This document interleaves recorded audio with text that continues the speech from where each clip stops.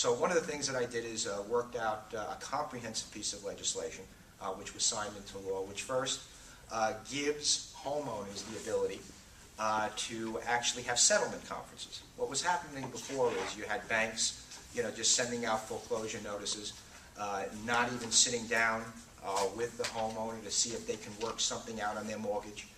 Once that mortgage went to 10, 12%, they just walked away. One of the things we required is now the bank and the homeowner has to sit down with a counselor and figure out a way that they can give them a mortgage that they can afford and keep them in the home. That's what we want. The other issue was very important to me, and I'm sure very important to you, was the many foreclosures that were happening, especially abandoned properties. You see, the banks were very quick to foreclose on homeowners, but now when they took title to this property, they didn't want to be bothered any longer. Their answer to me when I used to call up as far as abandoned properties in my district is, hey, we're not in the real estate business.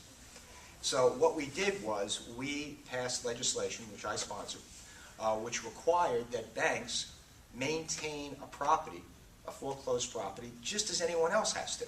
We're not asking to do more, we're not asking to do less.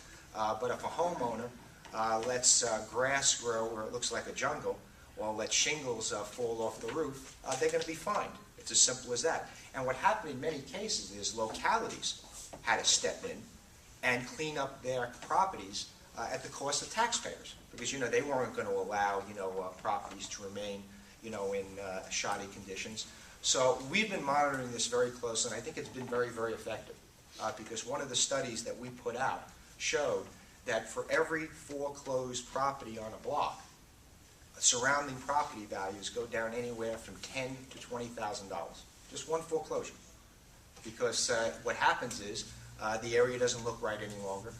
People question whether the community is still stable, and it caused an awful lot of problems. But moving forward, we're going to look to do even more. One of the things that I want to be able to do in this legislative session is pass what's known as the standing bill. A lot of mortgage companies were bringing foreclosure actions when they didn't even have title, or they couldn't even prove title to these properties. So the requirement we're requiring now is something that's very simple. If they actually bring a foreclosure, they have to prove standing.